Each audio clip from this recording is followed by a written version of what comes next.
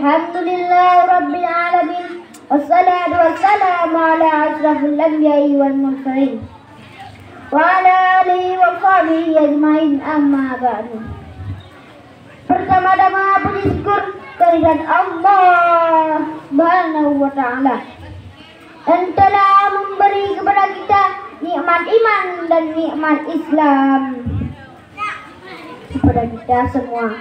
Selawat beserta salam tak lupa juga kita sampaikan kepada Nabi Muhammad sallallahu alaihi wasallam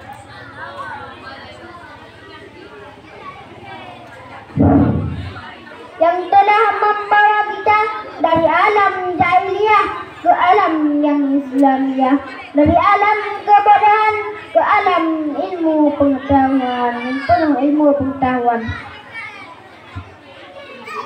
Dan penghormatan saya kepada pimpinan Balai Pengajian Al-Fatih dan kepada seluruh dewan guru, dan penghormatan saya yang terutama sekali kepada tungku protokol yang telah memanggil nama baik saya.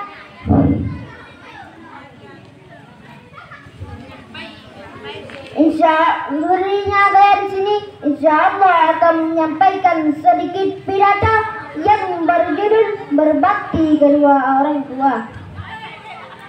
Berbakti kedua orang tua wajib telah mengasuh kita, telah mendidik kita sampai sekarang seperti yang telah dijelaskan surah Al-Isra ayat 23 yang berbunyi, A'udzu billahi minasy syaithanir rajim.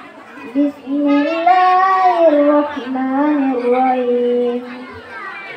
Wa qadha rabbuka alla ta'budu illa iyyahu wa bil walidayni ihsan. Yang artinya, hendaklah kamu berbuat baik kedua orang tua.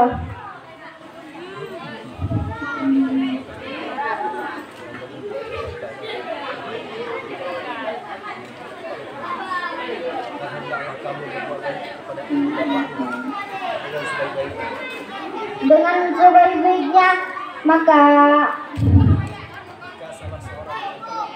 jika salah seorang di antara keduanya atau kedua-duanya, maka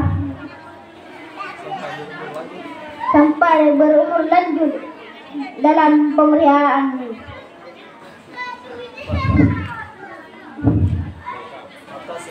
Maka sekali-kali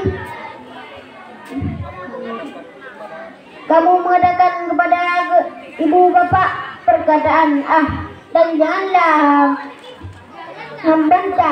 membentak mereka. Depanlah perkataan yang mulia, begitulah Al-Quran. Demikian pidato singkat saya.